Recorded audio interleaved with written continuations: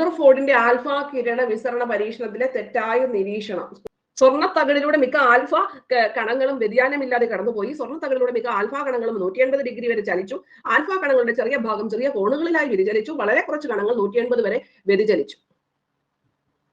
Okay, നോക്കാം. ഇലക്ട്രോണിന്റെ കണ്ടെത്തലോട് കൂടിയിട്ട് മറ്റ് ആറ്റങ്ങളിലെ മറ്റ് കണങ്ങളെ കുറിച്ചുള്ള അന്വേഷണം ഊർജിതമായി. പദാർത്ഥങ്ങളിൽ പോസിറ്റീവ് ചാർജിന്റെ സാന്നിധ്യം ഉണ്ടെന്ന് മുമ്പ് തന്നെ തിരിച്ചറിഞ്ഞെങ്കിലും ആധികാരികമായി തെളിയിച്ചത് ആരാണ്? റുദർഫോർഡ് ആണ്. വളരെ നേർത്ത സ്വർണ്ണത്തകിടിലൂടെ, സ്വർണ്ണത്തകിടിലൂടെ പോസിറ്റീവ് ചാർജ് ഉള്ള ആൽഫ കണങ്ങൾ കടത്തിവിട്ട് പരീക്ഷണം നടത്തിയത്. എന്താണ് തിരിച്ചു ക്വസ്റ്റ്യൻ നമ്മൾക്ക് ചോദിക്കാം, അതുകൂടെ നമ്മൾ തയ്യാറായിരിക്കണം. സ്വർണ്ണത്തകിടിലൂടെ പോസിറ്റീവ് ചാർജ് ഉള്ള ആൽഫ കണങ്ങൾ കടത്തിവിട്ടാണ് അദ്ദേഹം പരീക്ഷണം നടത്തിയത്.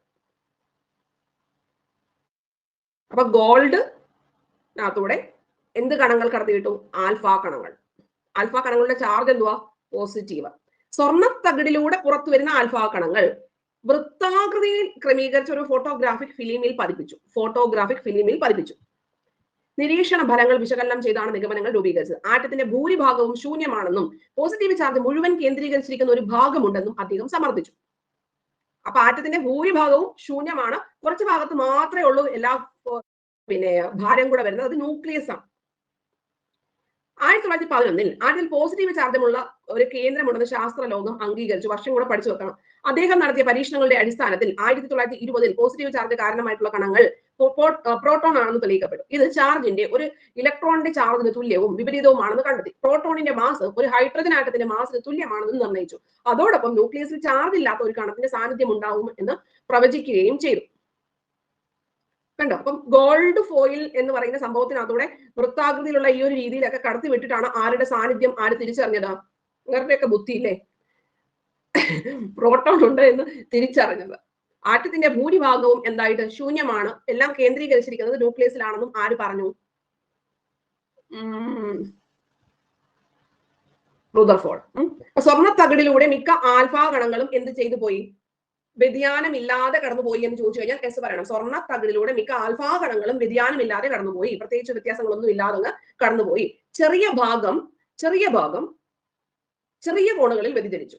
വളരെ കുറച്ച് കണങ്ങൾ മാത്രം 180 ഡിഗ്രിയിൽ. അതായത് നോർമൽ എന്താണ്? അതായത് ഈ ഒരു ആൽഫ കണങ്ങൾ ഇതുവഴി കടന്നു പോകുമ്പോൾ അവർക്ക് ഇവരുടെ ക്വസ്റ്റ്യൻ എന്ന് പറഞ്ഞിരിക്കുന്നത്, ഈ കണങ്ങൾ ഇതുവഴി കടന്നു പോകുമ്പോൾ എല്ലാ കണങ്ങളും 180 ഡിഗ്രിയിൽ പോകുന്നുണ്ടോ? 180 ഡിഗ്രിയിൽ പോകുന്നുണ്ടോ?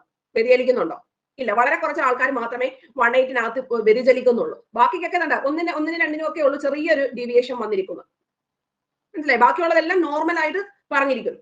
മനസ്സിലായി? ഇപ്പം ഗോൾഡ് ഫോയിൽ കൂടിയിട്ട് ആൽഫ കണങ്ങളെ കടത്തിവിട്ട സമയത്ത് വളരെ കുറച്ചു ഭാഗം മാത്രം 180 ഡിഗ്രിയിൽ വ്യതിചലിച്ചു. കുറച്ച് ഭാഗത്ത് നേരിയ വ്യത്യാസം വന്നു. മിക്കതും എന്ത് തന്നെ പോയി? നേരെ അങ്ങ് പോയി. മിക്കതും എങ്ങനെ തന്നെ പോയി? നേരെ പോയി. കണ്ടോ? ആൽഫ കണങ്ങളിലും വ്യതിയാനമില്ലാതെ മിക്കത്, അതായത് കൂടുതലും എങ്ങനെ പോയി? വ്യത്യാസമൊന്നും ഇല്ലാതെ പോയി. കുറച്ച് ഭാഗം എന്ത് ചെയ്തു? ചെറിയൊരു വ്യത്യാസം ഉണ്ടായി. കുറച്ച് ഭാഗത്ത് അതിനേക്കാളും കുറച്ച് എന്ത് ചെയ്തു? 180 ഡിഗ്രിയിൽ വ്യതിചലിച്ചു. അപ്പൊ ഇവിടെ തെറ്റായിട്ട് വന്നിരിക്കുന്നത് എന്താണ്?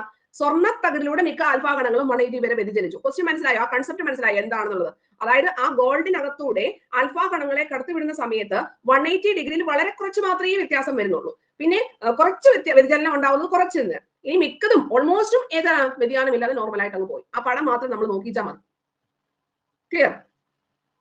ഇനി ഇത്രയും വന്ന സ്ഥിതിക്ക് റുദർഫോർഡിന്റെ ബാലൻസോടെ പഠിച്ചു നോക്കണം. റുദർഫോർഡ് ആണ് സൗരയുധ മാതൃക എന്ന് പറഞ്ഞിരിക്കുന്നത്. ആറ്റത്തിന് ഒരു കേന്ദ്രമുണ്ട് എന്നും മാസം മുഴുവൻ കേന്ദ്രീകരിച്ചിരിക്കുന്നത് ന്യൂക്ലിയസിലാണെന്നും റുദർഫോർഡ് തന്റെ പരീക്ഷണങ്ങളിലൂടെ കണ്ടെത്തിയിരുന്നു. അപ്പൊ തിരിച്ചു ചോദിക്കാം, പ്രോട്ടോണിനെ കണ്ടെത്തിയത് ഏത് പരീക്ഷണങ്ങളിലൂടെയാണ് റുദർഫോർഡ് എന്ന് ചോദിച്ചു കഴിഞ്ഞാൽ ഏത് വേണം നമ്മൾ പറയാൻ വേണ്ടിയിട്ടാ? ഈ alpha model through gold foil പഠിച്ചു വെച്ചേക്കണം കേട്ടോ. അത് പരീക്ഷയ്ക്ക് വന്നിട്ടുള്ളതാ. ആറ്റത്തിന് ഏറെക്കുറെ സ്വീകാര്യമായ മാതൃക നിർദ്ദേശിച്ചത് ആരാണ്? റുദർഫോർഡ് ആണ്. ഈ മാതൃക സൗരയുധ മാതൃക എന്നറിയപ്പെടുന്നു. ആറ്റത്തിലെ ഘടകങ്ങൾ ക്രമീകരിച്ചിരിക്കുന്നത് സൗരയുധത്തെ പോലെയാണ്. അപ്പൊ സൂര്യൻ അതിനു ചുറ്റും ഗ്രഹങ്ങൾ കടന്ന് റൊട്ടേറ്റ് ചെയ്യുന്നത് പോലെ ഇലക്ട്രോൺസ് റൊട്ടേറ്റ് ചെയ്യുന്നതാണ് പറഞ്ഞിരിക്കുന്നത്. സൗരയുധത്തിന് ഒരു കേന്ദ്രമുണ്ട്, കേന്ദ്രഭാഗത്ത് സൂര്യൻ, ഗ്രഹങ്ങൾ ഓർബിറ്റിലൂടെ സൂര്യനെ ചുറ്റുന്നു. ആറ്റത്തിന് ഒരു കേന്ദ്രമുണ്ട്, കേന്ദ്രഭാഗത്ത് ന്യൂക്ലിയസ്, ഇലക്ട്രോൺ ഷെല്ലിൽ ന്യൂക്ലിയസ് ചുറ്റുന്നു. അറിയാലോ എങ്ങനെയാണ് സോളാർ സിസ്റ്റം ചെയ്യുന്നത്, അതുപോലെ തന്നെയാണ് ഒരു ഇലക്ട്രോൺ ഈ ആറ്റത്തിന്റെ കേന്ദ്രഭാഗത്തായിട്ടുള്ള ന്യൂക്ലിയസിന് ചുറ്റും കടന്ന് കറങ്ങുന്നത് എന്നാണ് പറഞ്ഞിരിക്കുന്നത്. റുദർഫോർഡിന്റെ മാതൃകയുടെ പരിമിതി ചിത്രം. പൊതുവെ റുദർഫോർഡിന്റെ ആറ്റം മാതൃക സ്വീകാര്യമായിരുന്നു പൊതുവെ. എങ്കിൽ ഇലക്ട്രോണുകൾ ന്യൂക്ലിയസിന്റെ ആകർഷണ വലയത്തിൽ ചുറ്റുമ്പോൾ ഊർജ്ജം നഷ്ടമാവുകയും ക്രമേണ അത് ന്യൂക്ലിയസിൽ പതിക്കുകയും ചെയ്യേണ്ടതുണ്ട്. എന്നാൽ ഇങ്ങനെ സംഭവിക്കുന്നില്ല. ശാസ്ത്രലോകത്തിന്റെ ഈ സംശയത്തിന് ആർക്ക് മറുപടി പറയാൻ കഴിഞ്ഞില്ല? റുദർഫോർഡിന്. അപ്പൊ റുദർഫോർഡിന്റെ സൗരയൂഥ മോഡൽ അംഗീകരിച്ചോ എന്ന് ചോദിച്ചു കഴിഞ്ഞാൽ അംഗീകരിച്ചില്ല. അപ്പൊ അതിനുശേഷമാണ് ബോർ ആറ്റം മോഡൽ വന്നിരിക്കുന്നത്. അപ്പൊ ഈ ബോർ ആറ്റം മോഡലിന്റെ അഡ്വാൻസ്ഡ് വേർഷൻ ആണ് നമ്മൾ സെക്രട്ടേറിയറ്റ് അസിസ്റ്റന്റ് മെയിൻസിനകത്ത് വേറെ അല്ലാത്ത കുറെ പ്രിൻസിപ്പിൾസ് പഠിപ്പിച്ചിട്ടുണ്ടല്ലോ, ക്വാണ്ടം നമ്പേഴ്സ് റിലേറ്റ് ചെയ്തിട്ടുള്ള കാര്യങ്ങൾ, azimuthal quantum number, magnetic quantum number എന്നൊക്കെ പറഞ്ഞിരിക്കും. അതിന്റെ അഡ്വാൻസ്ഡ് വേർഷൻ, അതായത് ഫസ്റ്റ് റൂട്ട് ഏതാണ്, റുദർഫോർഡ് ആണ് ഇതിനെ പറ്റിയിട്ടൊക്കെ ഒരു വിശകലനമൊക്കെ നടത്തിയത്. പക്ഷെ ഇലക്ട്രോൺസ് ഡയറക്ട്ലി ഈ പറയുന്ന സെന്ററിലേക്ക് വരും എന്നുള്ള കാര്യത്തിലേക്ക് പ്രത്യേകിച്ച് കൺസെപ്റ്റുകളൊന്നും ക്ലിയർ ചെയ്യാൻ വേണ്ടിയിട്ട് ആർക്ക് പറ്റിയിട്ടില്ല, റുദർഫോർഡ് പറ്റിയിട്ടില്ല. സോ ആരുടെ കൺസെപ്റ്റിലേക്ക് പോയി, അടുത്താണ് ബോർ മോഡൽ എന്ന് പറഞ്ഞത്. അപ്പൊ ഇത്രയും കാര്യങ്ങൾ നിങ്ങൾ കൃത്യമായിട്ട് പഠിച്ചു വെച്ചിരിക്കണം. റുദർഫോർഡിന്റെ ആൽഫ കിരണ വിസരണ പരീക്ഷണം എന്താണ്, സ്വർണ്ണ തകിടിലൂടെ മിക്ക ആൽഫാ കണങ്ങളും വ്യതിചലിച്ചു, വ്യതിയാനമില്ലാതെ കടന്നുപോയി, 180 ഡിഗ്രി വരെ വ്യതിചലിച്ചിട്ടുണ്ട്. കുറച്ച് വളരെ ചെറിയ ഭാഗം ചെറിയ കോണുകളിലും വ്യതിചലിച്ചിട്ടുണ്ട്. ഫോട്ടോ നമ്മുടെ മനസ്സിലേക്ക് വരണം, അത്രേ ഉള്ളൂ. അപ്പൊ ഇത്രയും കണ്ടന്റ് പഠിച്ചു